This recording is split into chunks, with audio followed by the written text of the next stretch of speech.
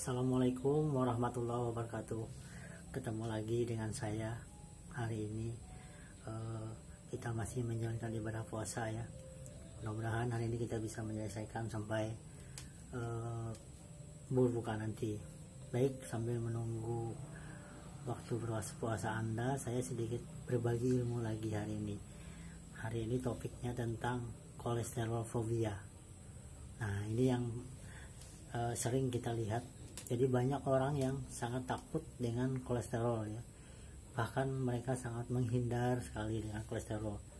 Kadang-kadang mereka berusaha makan yang tidak ada kolesterol. Misalnya mereka hanya memilih vegetarian ya. Saya bukan bilang vegetarian nggak baik, tapi hewani juga perlu kita konsumsi. Tapi bagi orang yang memang sudah bermasalah dengan kolesterol, vegetarian memang salah satu cara ya. Baik, kolesterol fobia itu adalah rasa takut ya, akan kenaikan kolesterol darah kita ya. Jadi akhirnya mereka menghindar. Jadi sebenarnya kolesterol itu tidak perlu ditakutin ya. Kenapa? Karena dia sangat dibutuhkan tubuh untuk kegiatan reaksi metabolisme dan lain-lain dalam tubuh. Kita harus ada kolesterol ya, nggak boleh tidak ada. Karena apa? Karena dia sangat berperan dalam metabolisme tubuh kita.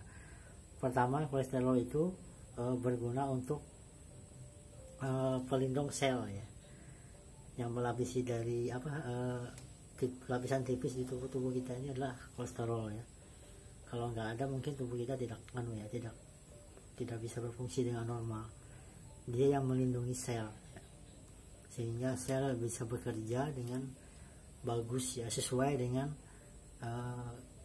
mekanisme dia masing-masing. Kolesterol di sini sangat berperan ya. Nah, yang kedua, kolesterol itu adalah bahan dasar pembuat hormon. Bayangin ya, kalau kita tidak ada hormon, tubuh kita tidak akan bisa jalan dengan normal. Satu aja contohnya, kalau nggak ada hormon insulin, kita akan terkena diabetes. Sedangkan hormon insulin itu bahan dasarnya dari kolesterol. Jadi kita sebenarnya jangan sampai takut, bahkan jangan sampai kadar kolesterol darah kita sangat rendah ya. Kita akan kekurangan nanti bahan untuk membuat hormon. Kemudian yang ketiga adalah kolesterol ini adalah bahan dasar untuk membentuk vitamin D, dimana kita tahu vitamin D sangat penting untuk kalsifikasi tulang atau pengerasan tulang.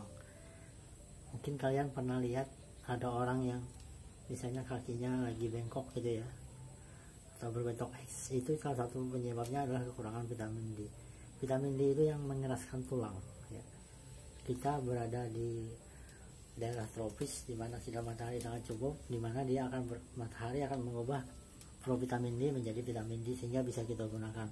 Kolesterol adalah bagian dari membentuk vitamin D ya. Kemudian dia juga, kolesterol ini berguna untuk membentuk asam empedu. Kita tahu asam empedu perannya adalah untuk mengakumulasi lemak ya. Konsumsi lemak yang ada dalam tubuh kita dibantu oleh asam empedu sehingga bisa di metabolisme. Kemudian kolesterol juga merupakan bahan dasar dari otak ya. Bayangkan ya, kandungan otak kita ini hampir banyak banget ya kolesterolnya. Makanya tanpa ada kolesterol gimana otak kita bisa bekerja dengan maksimal. Nah, jadi jangan sampai Anda takut dengan kolesterol. Yang penting Anda bisa menjaga bagaimana mengkonsumsi kolesterol itu biar bisa bermanfaat dan jangan berlebih. Nah, pertama, berapa kadar kolesterol normal dalam darah kita? Di beberapa sumber itu mengatakan batasnya adalah 200 mg per dl ya. Nah, ini kalau misalnya ada yang 200 sampai 239 itu batas ambangnya udah mulai tinggi. Nah, kalau sudah di atas 200 itu sudah mulai tinggi. Tapi bila sudah 240 ke atas itu udah tinggi ya. Kadar kolesterol udah tinggi. Nah, cara bijak untuk mencegah agar kolesterol kita tidak terlalu berlebih, kita harus mengurangi bahan makanan yang tinggi kolesterol.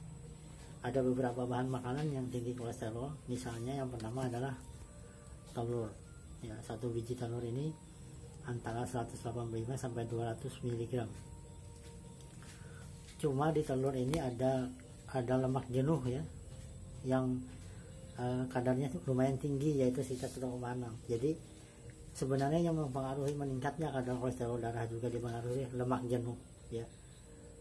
Jadi konsumsi telur ini sebenarnya tidak masalah ya, karena dia lemak jenuhnya juga sedikit gitu ya, nggak tinggi.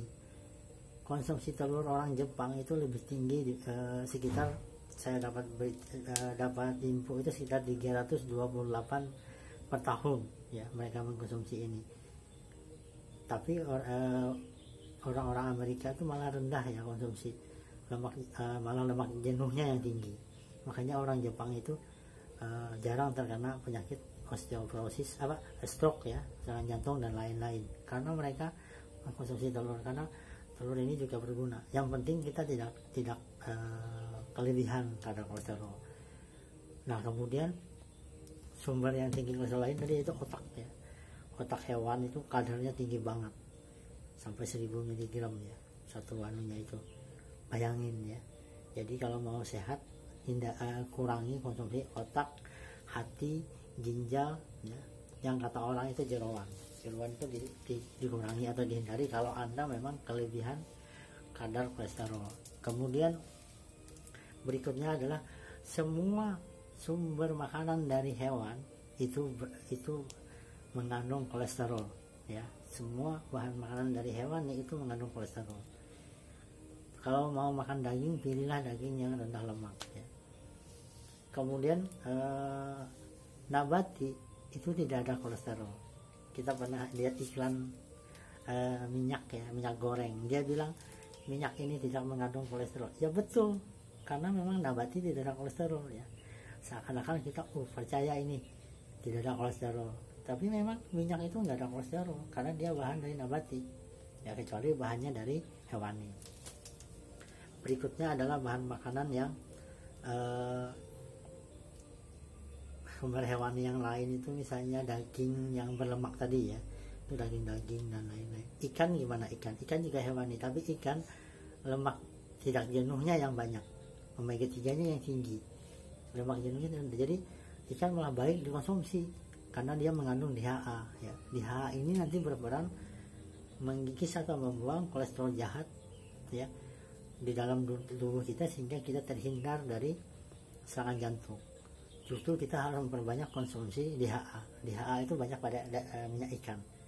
Nah, tadi orang Jepang juga suka mengkonsumsi ikan. Jadi kadar HDL dia tinggi. HDL itu adalah kolesterol baik ya, tinggi, sehingga dia berperan nanti membuang kolesterol yang ada di dalam tubuh kita. Berikutnya adalah bahan makanan yang dari sumber kolesterol yang tinggi itu, misalnya dari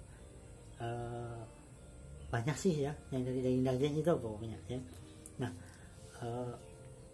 kita kadar kolesterol kita memang sekitar 200 lah batasannya ya. Tapi dari AHA ya, dari AHA itu dari Amerika, itu menganjurkan maksimal kita tidak lebih dari 300 mg mengkonsumsi kolesterol. Nah, Bapak Ibu, pemirsa semua, tubuh selalu memproduksi kolesterol. Seandainya kita tidak mengkonsumsi kolesterol, tubuh akan memproduksi sendiri ya, dia akan membuat kolesterol itu. Oleh karena itu memang kolesterol itu perlu dijaga, tapi jangan dihindar. Kita perlu kolesterol ya. Oke. Semoga hari ini saya bisa memberi masukan ya kepada ibu bapak tentang kolesterol. Kita tidak boleh fobia terhadap kolesterol, tapi kita juga harus menjaga bagaimana biar kita bisa mengkonsumsi dengan baik. Prinsipnya kita lebih banyak mengkonsumsi bahan makanan yang terutama mengandung omega 3 ya. Konsumsi ikan itu tiap hari ya. Baik, terima kasih. Demikian tip hari ini dari saya, semoga bermanfaat. Jangan lupa ikuti halaman ini, halaman Ahli Gizi Rosihan ya, like dan share kepada teman-teman Anda semua. Semoga ini bermanfaat ya. Kita jangan takut dengan kolesterol, tapi kita juga waspada dengan kolesterol. Yang penting kita mengkonsumsi dengan wajar, tidak masalah. Yang dihindari adalah lemak jenuh ya. Lemak jenuh itu yang cepat menaikkan kadar kolesterol darah kita. Terima kasih. Selamat berpuasa. Salam sadar gizi. Assalamualaikum warahmatullahi wabarakatuh.